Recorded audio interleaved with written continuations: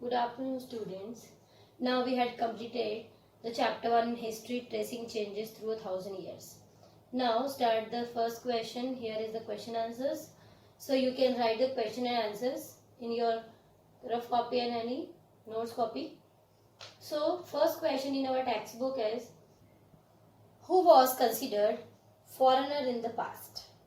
Here we just describe the foreigner in the past, means we are discussing about the term of foreigner. In the past, a foreigner was someone who was not part of certain society.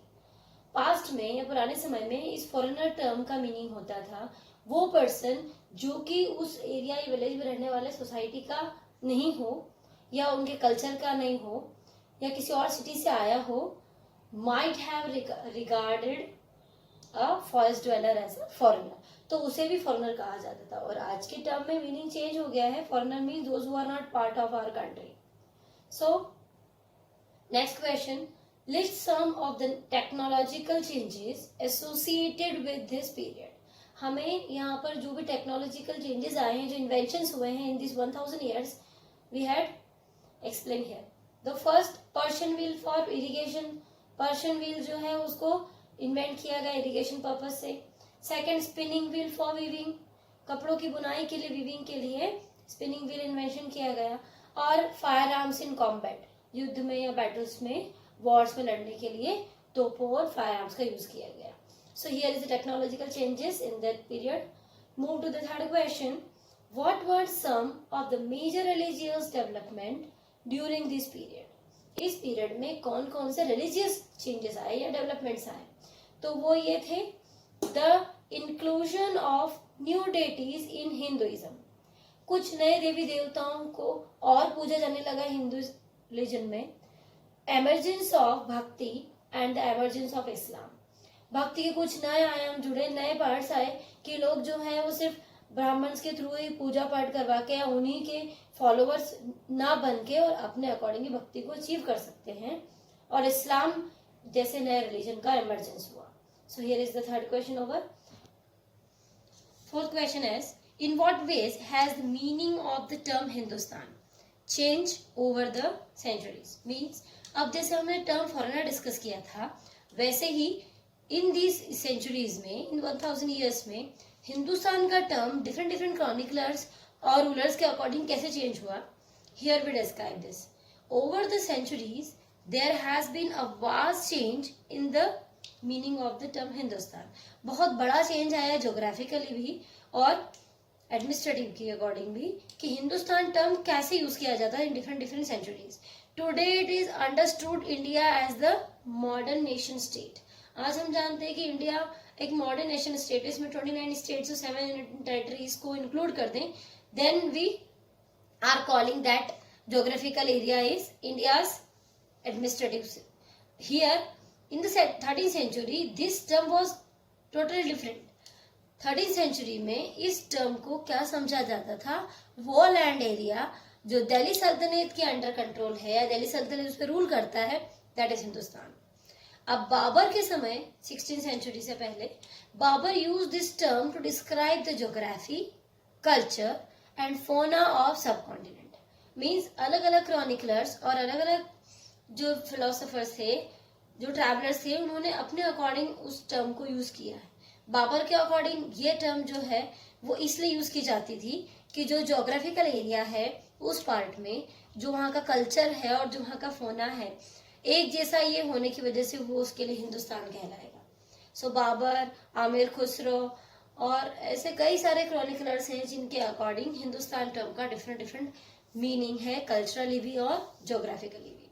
So I hope you understand these questions and answer, and you can write it in your notes copy and any rough copy, because this is your textbook questions of chapter 1 history. So this is a compulsory question, not these extra questions. So you can read it, note it and learn also. This is your homework. So stay safe. Thank you. Good afternoon, students. We had completed the explanation portion of chapter 1 in history, tracing changes through 1000 years. Now here is the question answers, and we had completed 4 question answers in this chapter which was given in our textbook. of NCERT. So our fifth question is, how were the affairs of जाति से related? Means वो कौन कौन से काम है जो जाति से रिलेटेड होते थे. अब सबसे पहले उस समय जाति डिविजन थी. सबसे कोई Brahmin, then Kshatriya, then Vaishya and at the last Shudras. अब हर एक विलेज में, because India is divided into different kingdoms and kingdoms are divided into different villages. So the affair of jatis were regulated by an assembly of elders. अब कोई भी affair जो है वो एक पर्टिकुलर किसी कॉमन सभा या पंचायत नहीं उसको हैंडल करेगी. उस समय जो रूल था या उसके अकॉर्डिंग जो सिस्टम था उसमें हर एक जाति, चाहे वो कारपेंटर हो, कॉबलर हो, वो बार्बर हो या कोई और कम्युनिटी से, उनकी अपनी जाति की एक पंचायत होती थी और उस पंचायत को कौन लीड करता था, उस पंचायत को असेंबली कहेंगे हम. और असेंबली के जो उस जाति के जो लीडर्स हैं, जो एल्डर्स हैं, वो उनके लीडर्स होते थे और उन एरियाज को कहा जाता था जाति panchayat. So I hope you understand that this answer. The sixth question is, what does the term pan regional empire mean? अब pan regional का meaning होता है a whole empire, a biggest, जैसे India, like India is a largest subcontinent.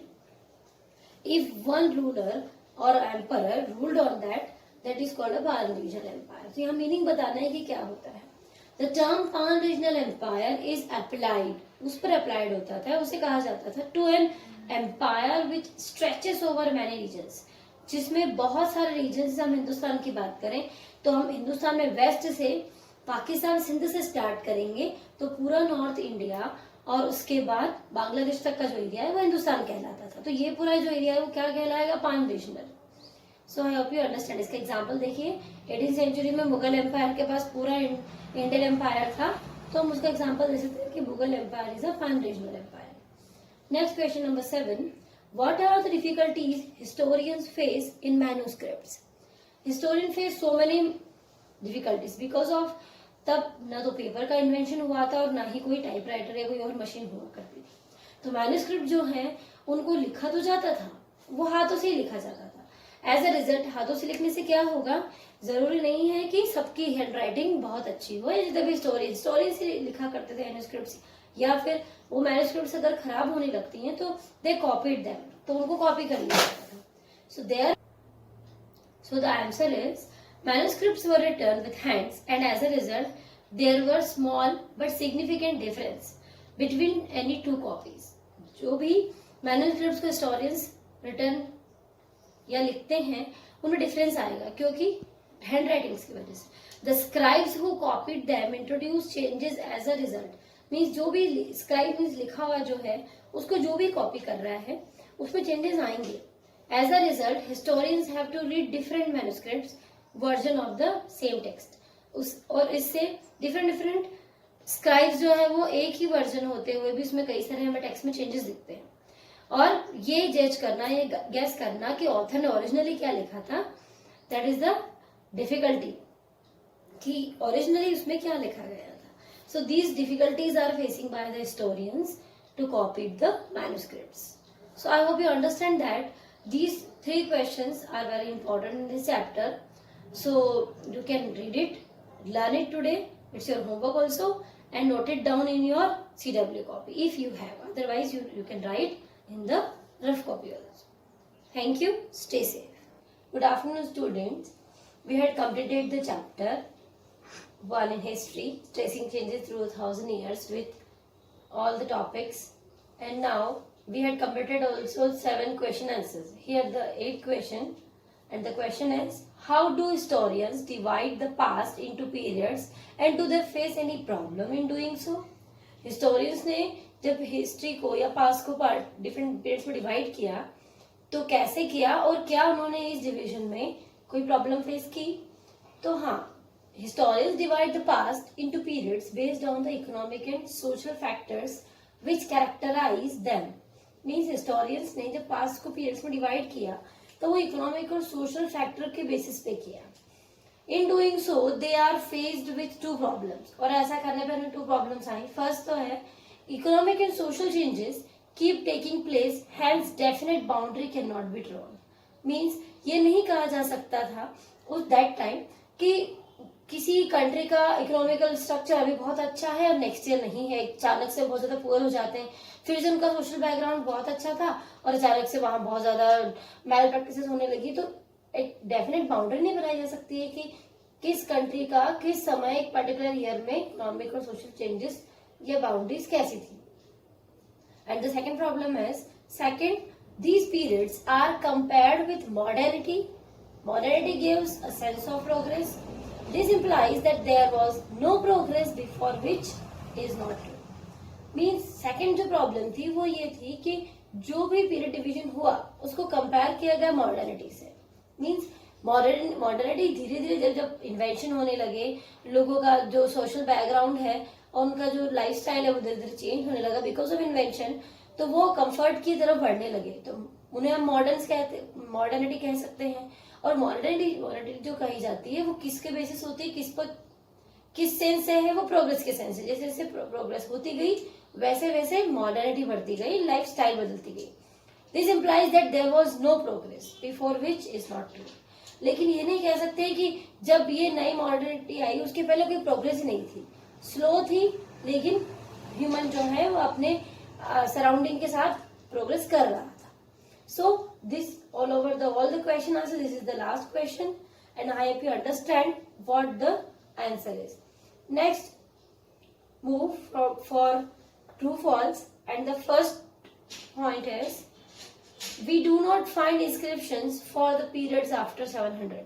उसकी बाद ही हमारे पास बहुत सारे आज तक के इंस्क्रिप्शंस अवेलेबल है. So this statement is false. Next one, the Marathas asserted their political importance during this period. इस पीरियड मीन्स 1000 ईयर्स में क्या पॉलिटिकल इंपॉर्टेंस गेन किया मराठास ने, तो नहीं. वो तो उसके बाद 16-15 सेंचुरी के बाद उनका एम्पायर स्टैब्लिश हुआ था. So this is the first statement. Next, Sultan Ghiyasuddin Balban controlled Assam, Manipur and Kashmir. This is totally false statement because Ghiyasuddin Balban attacked on Delhi and he ruled on that. Next move, 4th point. Forest dwellers were sometimes pushed out of their lands with the spread of agricultural settlements.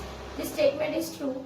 Rulers और kings जो थे वो forest dwellers को agricultural settlements के लिए भेजा करते थे ताकि वो forest को कट करके और एक land agriculture के लिए जो है वो प्रिपेयर करें और वही वो सेटल भी हो जाए.